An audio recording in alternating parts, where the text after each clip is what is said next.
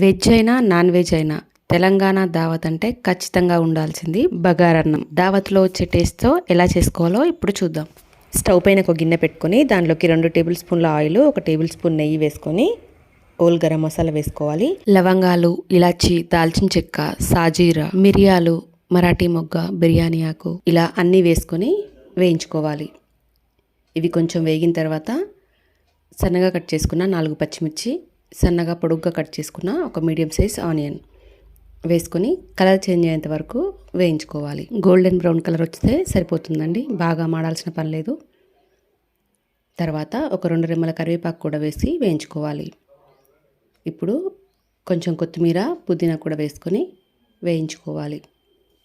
ఇవన్నీ వేగిన తర్వాత 1 టేబుల్ స్పూన్కి అల్లం వెల్లుల్లి పేస్ట్ వేసి ఇలా పచ్చివాసన పోయేంత వరకు ఆయిల్లో వేయించుకోవాలి. వాటర్ యాడ్ చేసుకోవాలి. 1కి 1.5 వాటర్ బాస్మతి రైస్కి సరిపోతుందండి. నార్మల్ రైస్ అయితే 1కి 1.5 కూడా వేసుకోవచ్చు. సరిపడా ఉప్పు వేసుకొని ఎసరు బాగా మరిగిన తర్వాత అరగంట నానబెట్టిన రైస్ వేసుకొని కలుపుకొని మూత పెట్టుకొని కుక్ చేసుకోవాలి. రైస్ని వేసిన తర్వాత హై ఫ్లేమ్లో పెట్టి ఉడికించుకోవాలి. మధ్యలో ఒకసారి తీసి కలిపి మూత పెట్టుకొని ఇంకొంచెం సేపు ఉడికించుకుంటే ఎంతో టేస్టీగా ఉండే బగారా రైస్ రెడీ అయిపోతుందండి.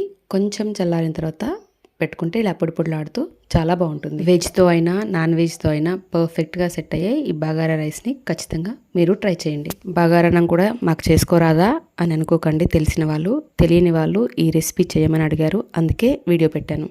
నచ్చితే లైక్ చేయండి, మీ ఫ్రెండ్స్కి షేర్ చేయండి. ఎలా అనిపించిందో కామెంట్ సెక్షన్లో తెలియజేయండి. కొత్తగా చూస్తున్న వాళ్ళు సబ్స్క్రైబ్ చేసుకొని బెల్ ఐకాన్ క్లిక్ చేయండి.